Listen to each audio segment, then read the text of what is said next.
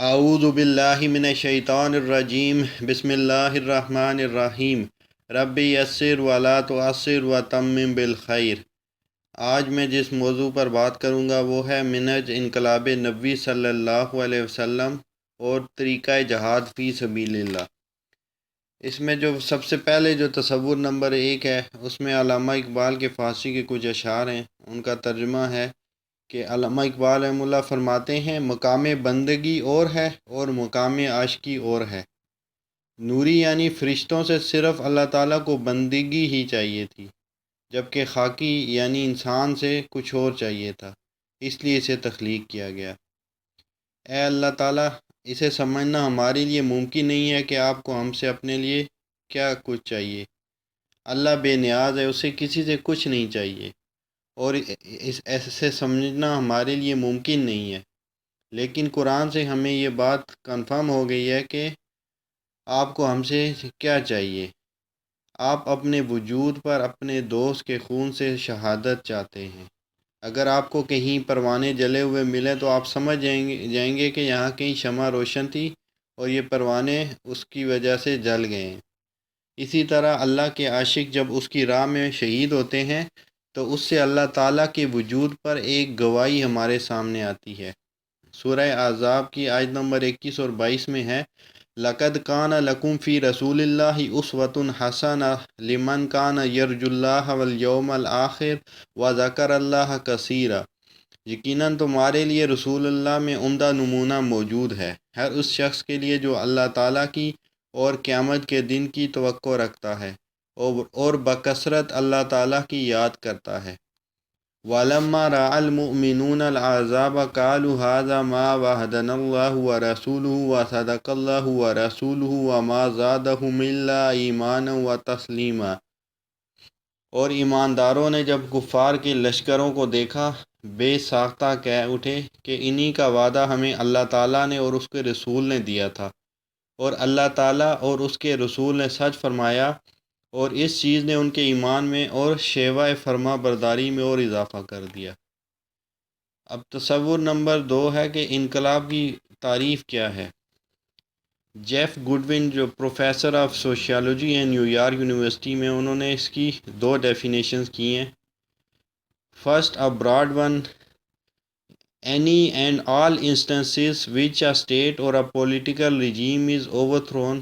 ایسے تمام جو واقعات جس میں کوئی ریاست یا جو سیاسی قوت ہوتی ہے اس کو اوور تھرو کر دیا جائے، and there by transform by a popular movement, اور ایک جو ہے عوام کی ایک موومنٹ کے ذریعے، in an irregular extra constitutional and اور وائلنٹ فیشن، ایک جو آئین سے ماورا اور ایک تشدد کے ذریعے سے۔ Revolutions until not only mass mobilization and regime change. جو ریولوشن ہے وہ یہ نہیں ہے کہ بہت سارے لوگ اکٹھے ہو جائیں اور ایک کسی جو حکومت کے اس کو تبدیل کر دیں، but also more or less rapid and fundamental social economic and اور کلچرل چینج، بلکہ وہ جو بنیادی جو ہے سوشل اور اکنامک جو یا جو کلچرل ہے، جو اس سوسائٹی کا جو ہے نظام ہے اس کو چینج کر دیں۔ ڈیورنگ اور soon after the struggle for state power, جو اسٹیٹ پاور کی لیے جو کوشش ہو اس کے دوران یا اس کے فوراً بعد۔ اسی طرح جیک گولڈ سٹون جو ایک امریکن سوشیالوجسٹ ہیں، پولیٹیکل سائنٹسٹ اور ورلڈ ہسٹورین ہیں، وہ defines a revolution as an effort to transform the political institutions and the justifications for political authority in society, accompanied by formal or informal mass mobilization and non-institutionalized actions that undermine authorities۔ رسول انقلاب کا طریقہ انقلاب میں doctor اسرار احمد رحمۃ اللہ علیہ نے انقلاب کی تعریف ان الفاظ میں کی ہے، آج کی اصطلاح میں انقلاب اس اجتماعی نظام میں کسی تبدیلی کو کہتے ہیں۔ مذہبی میدان میں کسی بڑی سے بڑی تبدیلی کو بھی انقلاب نہیں کہا جا سکتا۔ یہ بہت عام نکتہ ہے، اس کو سمجھ لیجئے۔ تاریخ انسانی میں سب سے بڑی مذہبی تبدیلی 300 میں ہوئی تھی، جب شہنشاہ روم قسطنطین اعظم نے عیسائیت اختیار کر لی تھی اور ساری سلطنت عیسائیت ہو گئی تھی۔ مذہبی تاریخ کے اندر اتنی بڑی تبدیلی یا کنورژن کبھی نہیں ہوئی۔ سلطنت روما اس وقت 3 برائے اعظموں پر پھیلی ہوئی تھی، یعنی پورا شمالی افریقہ، پورا مشرقی یورپ اور پورا مغربی ایشیا۔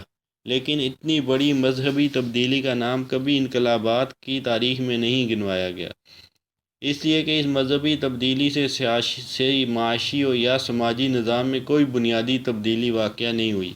انقلاب، ریولوشن وہ تبدیلی کہلائے گی جو کسی ملک کے سیاسی نظام، معاشی نظام یا سماجی نظام سے متعلق ہو اور بنیادی نوعیت کی ہو۔ کیا ایرانی انقلاب اسلامی انقلاب ہے؟ اس میں ڈاکٹر اسرار احمد رحمہ اللہ نے اس کی مزید وضاحت کی ہے۔ دوسرا جو پری ریکویزٹ ہے ایک اسلامک ریولوشن کا، بلکہ کسی بھی ریولوشن کا، وہ یہ ہے کہ پری ریولوشن جو دور ہے انقلاب سے پہلے کے زمانے میں جو بھی کئی منظم ادارے موجود ہوتے ہیں، ان کے ذریعے سے انقلاب کبھی نہیں آتا۔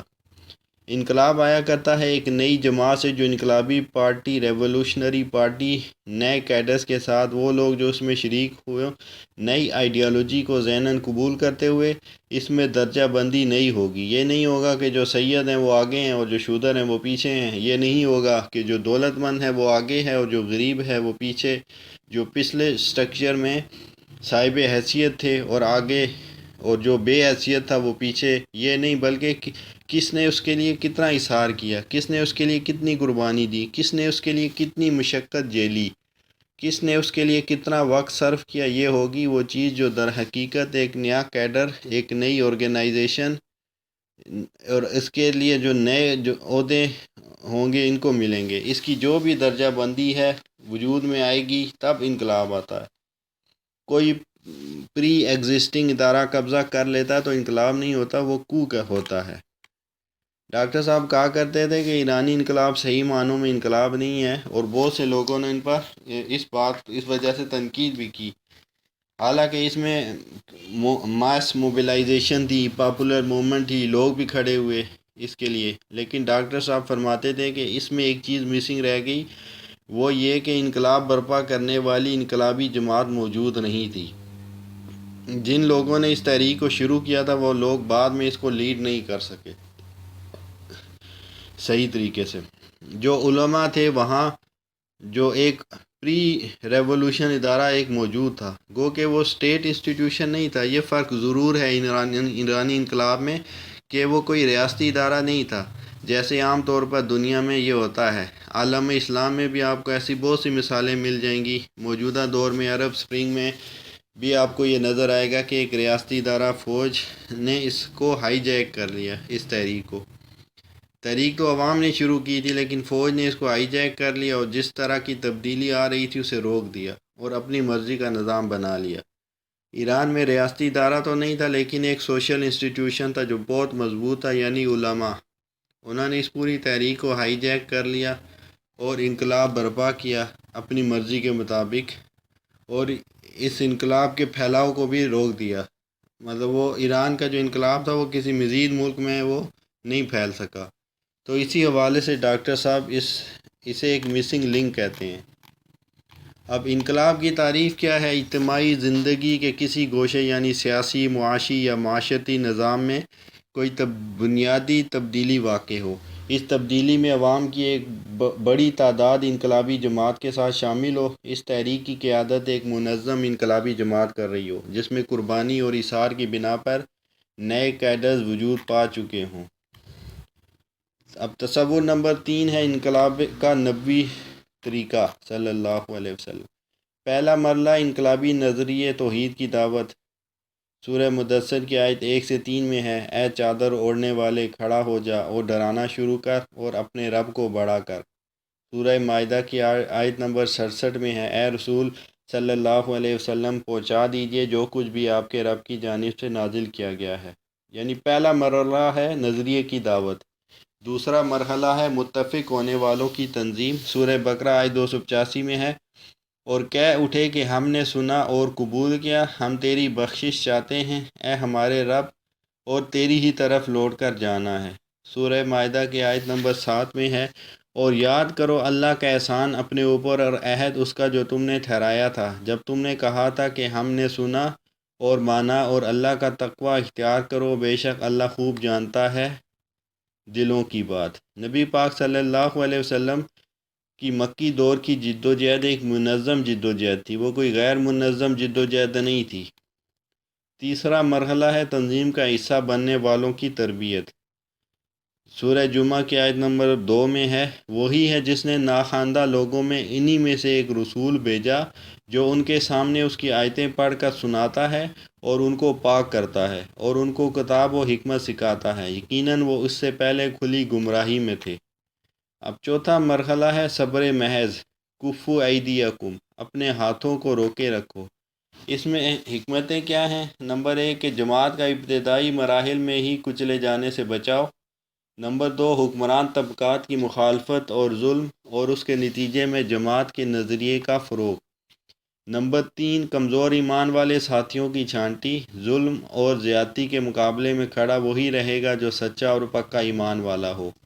اللہ تعالیٰ کا قانون نصرت حرکت میں لانے کا واحد ذریعہ۔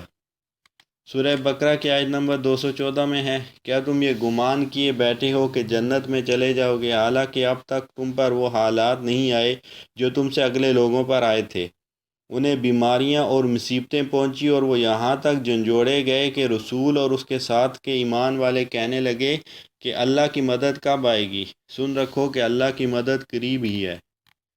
پھر سورہ نساء کی آیت نمبر 77 میں ہے، کیا تم نے انہیں نہیں دیکھا جنہیں حکم کیا گیا تھا کہ اپنے ہاتھوں کو روکے رکھو اور نمازیں پڑھتے رہو، زکوٰۃ ادا کرتے رہو؟ پھر جب انہیں جہاد کا حکم دیا گیا تو اسی وقت ان کی ایک جماعت لوگوں سے اس قدر ڈرنے لگی جیسے اللہ تعالیٰ کا ڈر ہو، بلکہ اس سے بھی زیادہ، اور کہنے لگے، اے ہمارے رب، تو نے ہم پر جہاد کیوں فرض کر دیا؟ کیوں ہمیں تھوڑی سی زندگی اور نہ جینے دی؟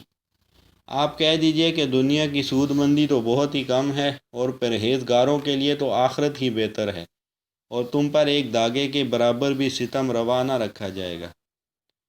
پہلے 4 مرحلوں کو ہم تنظیم سازی کا فیز کہہ سکتے ہیں۔ اسے ہم پہلا فیز کہہ سکتے ہیں۔ تنظیم سازی کے لیے جو وسائل درکار ہیں ان کو ان مراحل میں اکٹھا کیا جاتا ہے۔ اس فیز میں کسی قسم کی بھی ترمیم کرنے کی ضرورت نہیں ہے۔ جو نبی پاک صلی اللہ علیہ وسلم کا طریقہ تھا اسے من و آن اسی طرح اپنا لینا ہے، بلکہ اس میں کبھی بھی قسم کی کوئی تبدیلی کرنے کی ضرورت نہیں ہے۔ چاہے آپ آج سے 1500 سال پہلے چلے جائیں یا آج سے 1200 سال بعد کے زمانے میں چلے جائیں، تب بھی اس کے اندر کوئی میجر چینج نہیں ہوگی۔ ہاں، جیسے مینز آف کمیونیکیشن چینج ہو گئے ہیں، آج ہم انٹرنیٹ کو استعمال کر رہے ہیں، تو پچھلے زمانے میں اس وقت جو ذرائع مہیا تھے انہیں استعمال کیا جا رہا تھا۔ آج سے 1000 سال بعد کوئی نئے ذرائع آ جائیں گے تو انہیں استعمال کیا جائے گا۔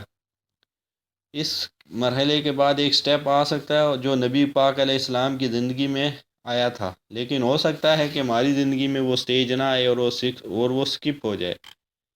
وہ ہے پانچواں مرحلہ، جان کا خطرہ پڑنے پر ہجرت فی سبیل اللہ۔ جب دعوت دین کے مرحلے میں حکمران تحریک کے امیر سمیت رفقا کی جان کے درپے ہو جائیں تو اس وقت اقدام اور تصادم کے مراحل میں جانے کی بجائے کسی ایسی جگہ ہجرت کرنا لازمی ہو جاتا ہے جہاں ان نظریات کے ساتھ امن سے رہا جا سکے۔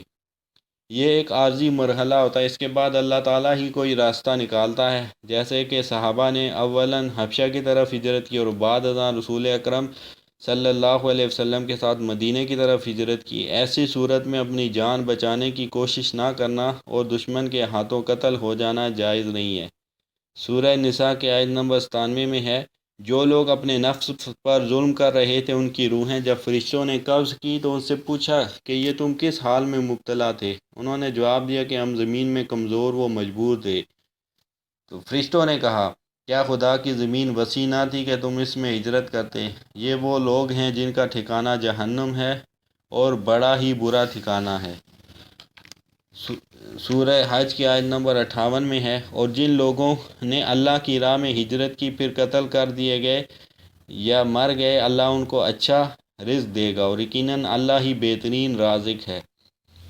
اس کے بعد تصور نمبر 4 ہے، اس میں 5واں مرحلہ ہے اقدام کا۔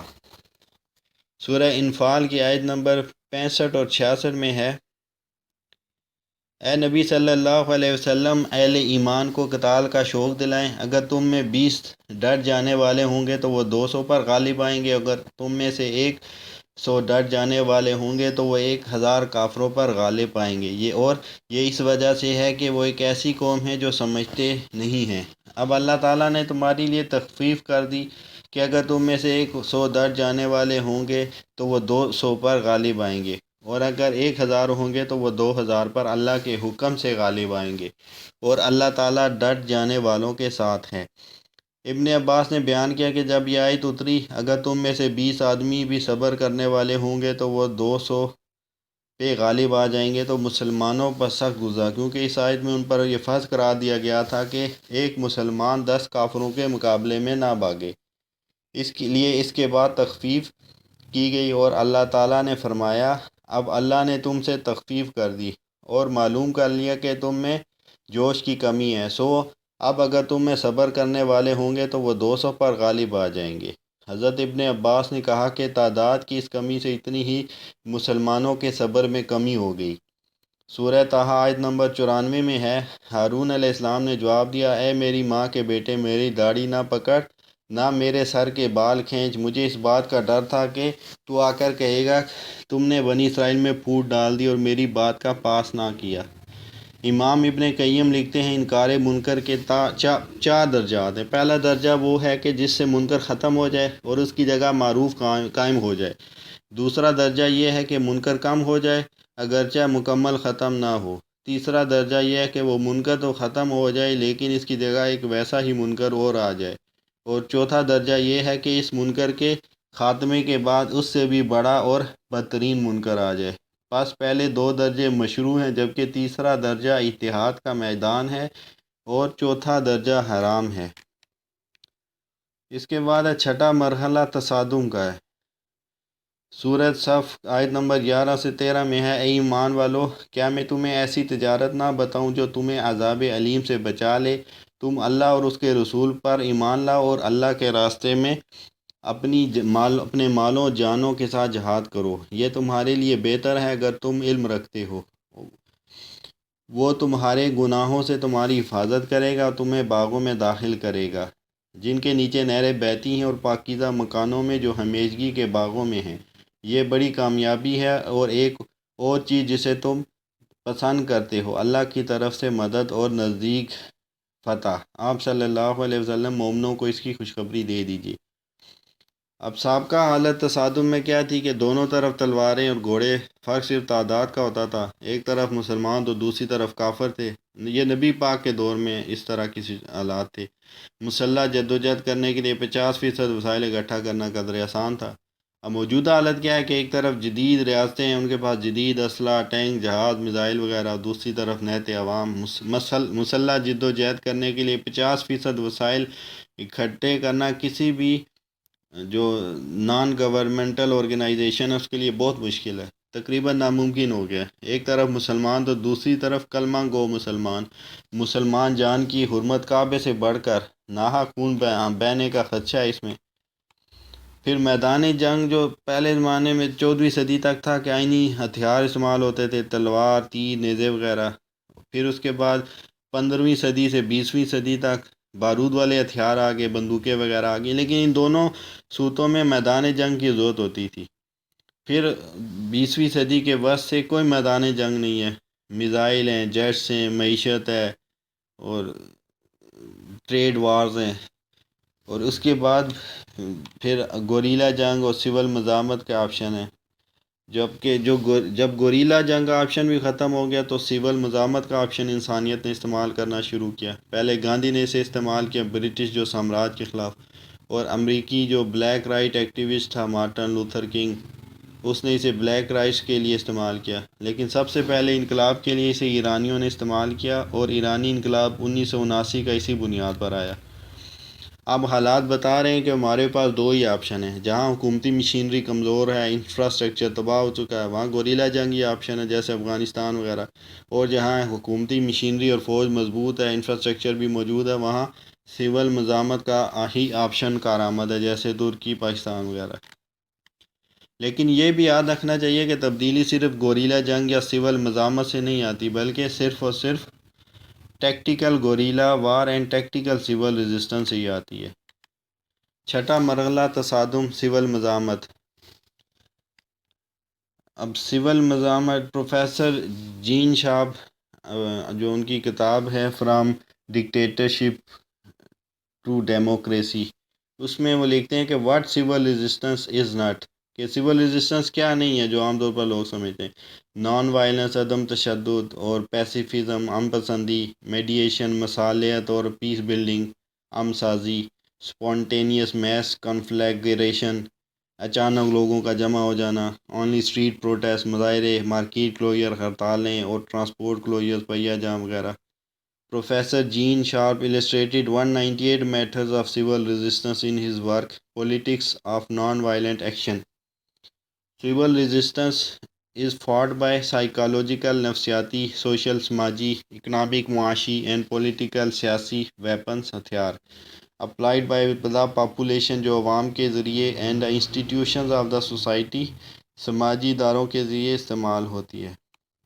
اور یہ 20ویں صدی میں اگر ہم دیکھیں تو اس میں ایک چیز واضح ہوتی ہے کہ جو پرامن جو تحریکیں تھیں ان کی کامیابی کی ریشو ان تحریکوں کے مقابلے میں زیادہ ہے جن میں تشدد کا عنصر تھا۔ اب نیچر آف پاور، طاقت کی حقیقت کیا ہے کہ کسی بھی حکومت کی، ڈاکٹر جین شارپ جو بات کی ہے، کسی بھی حکومت کی سب سے بڑی خاصیت جس کے بغیر وہ وجود برقرار نہیں رکھ سکتی، عوام کی اطاعت ہوتی ہے۔ چنانچہ سیاسی قوت کا مرکز دراصل عوام کی اطاعت ہے۔ سول مزاحمت کی ساری حکمت عملی اسی عام اصول پر استوار ہوتی ہے۔ اس میں یہ سمجھا جاتا ہے کہ لوگ حکمرانوں کی اطاعت کیوں کرتے ہیں، اور پھر ایک ایک کر کے ان سب وجوہات کو ختم کرنے کی کوشش کی جاتی ہے تاکہ حکومت کی سپورٹ ختم کی جا سکے۔ صحیح انقلاب پھیلتا ہے، اسے کسی ایک جگہ پر کنفائن نہیں کیا جا سکتا۔ ہم دیکھتے ہیں کہ روس میں جب انقلاب آیا تو وہ پھیلا، چین میں انقلاب آیا، اس کے بعد ساؤتھ امریکن اسٹیٹس میں انقلاب، اور پھر یورپ کے اندر بھی ان انقلابات کے یہ سلسلہ شروع ہوئے۔ اسے صحیح انقلاب کہہ سکتے ہیں، یہ صحیح انقلاب کا لٹمس ٹیسٹ تھا۔ پھر اس کے بعد ہے تصور نمبر 5، دیگر مناہج اور ان سے اصولی اختلافات۔ الیکشنز کے ذریعے اقامت دین۔ اصولی اختلاف کیا ہے کہ الیکشن کے ذریعے کبھی بھی نظام تبدیل نہیں ہو سکتا، اور اختلاف کے دلائل کیا ہیں کہ اکثریت کبھی بھی حق کا ساتھ نہیں دے گی۔ سورہ انعام آیت 116 میں ہے، اگر آپ دنیا میں بسنے والوں کی اکثریت کی پیروی کریں تو یہ آپ کو سبیل اللہ سے گمراہ کر دیں، کہ وہ نہیں پیروی کرتے مگر اپنے گمان کی اور قیاس آرائیاں کرتے ہیں۔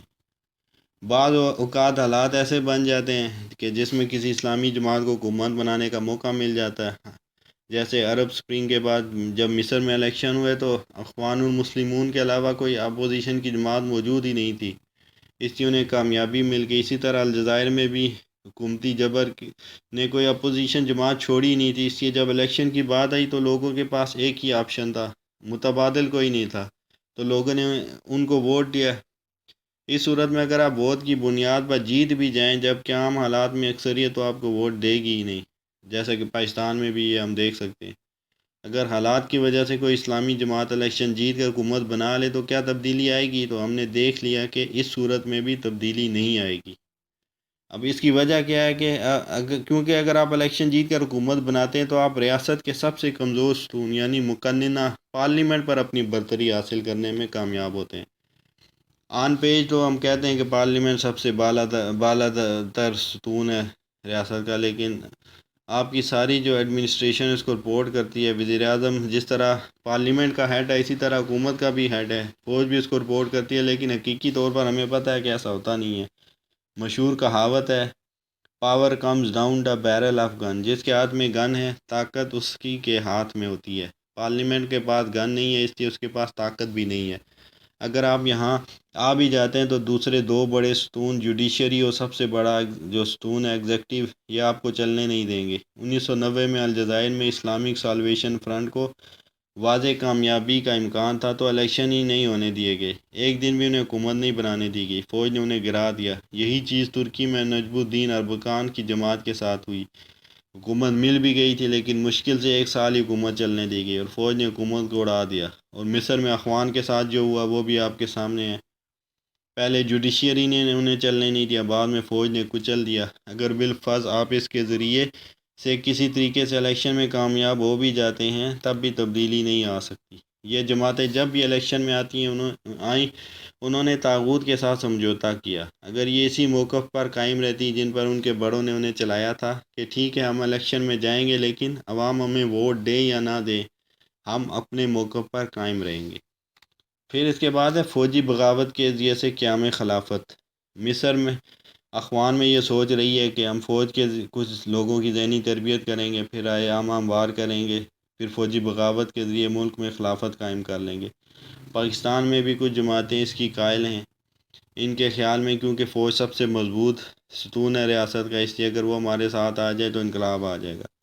اس سے اصولی اختلاف، پاکستان میں ایک جماعت نے یہ ظلم کیا کہ انہوں نے کہا کہ نبی پاک صلی اللہ علیہ وسلم کا طریقہ تھا الیاذ باللہ کہ آپ نے بھی اس طریقے سے اوپر سے یعنی جو صاحب نصرت سے ان سے نصرت طلب کی اور انہیں نصرت ملی جس کے ذریعے انہوں نے اسلامی ریاست قائم کی۔ وہ کہتے ہیں کہ ہجرت کے فوراً بعد مدینہ منورہ میں اسلامی ریاست قائم ہو گئی تھی۔ نبی پاک نے جو طلب نصرت کی تھی وہ مکی زندگی کے آخری دور میں کی تھی اور اس وقت ہجرت کا دور شروع ہو گیا تھا۔ اس وقت یثرب کے انصار نے آپ کی بیعت کی اور آپ کو نصرت کی یقین دہانی کروائی اور آپ نے یثرب کی طرف ہجرت کی اور وہاں پر آپ کی سرداری قائم ہوئی۔ اس میں اللہ کی خصوصی مدد شامل حال تھی۔ وہ ایک ٹرائبل سوسائٹی تھی اور اسے ایک جدید ریاست سے من و عن کمپیئر کر دینا یہ بات درست نہیں۔ What is the state? A body of people living in a defined territory, organized politically. It has the power to make and enforce law without the consent of any higher authority. Must have population, territory, sovereignty and a form of government. سورہ مائدہ آیت number 42 میں ہے فَإِنْ جَاءُوكَ فَاحْكُم بَيْنَهُمْ أَوْ أَعْرِضْ عَنْهُمْ، اگر یہ تمہارے پاس آئیں تو تمہیں اختیار ہے خواہ ان کے پاس آپس کا فیصلہ کرو خواہ ان کو ٹال دو۔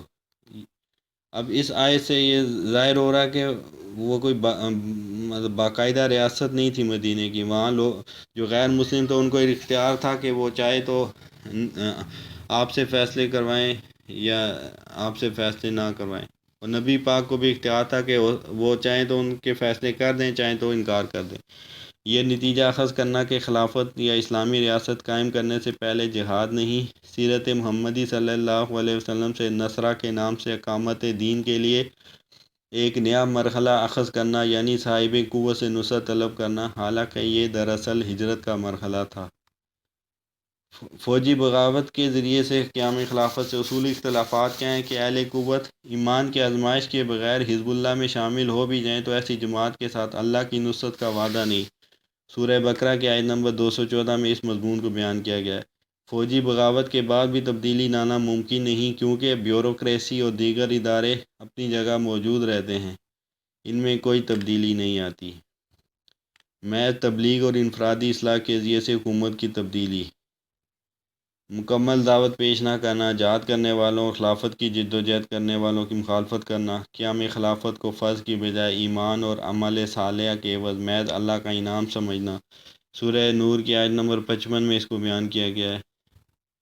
اللہ نے ان لوگوں سے وعدہ کیا ہے جو تم میں سے ایمان لائے اور نیک عمل کیے کہ انہیں ضرور ملک کی حکومت عطا کرے گا جیسا کہ ان سے پہلوں کو عطا کی تھی، اور ان کے لیے جس دین کو پسند کیا ہے اسے ضرور مستحکم کر دے گا اور البتہ ان کے خوف کو امن سے بدل دے گا، بشرطے کہ میری عبادت کرتے رہے اور میرے ساتھ کسی کو شریک نہ کرے اور اس کے بعد ناشکری کرے، وہی فاسق ہوں گے۔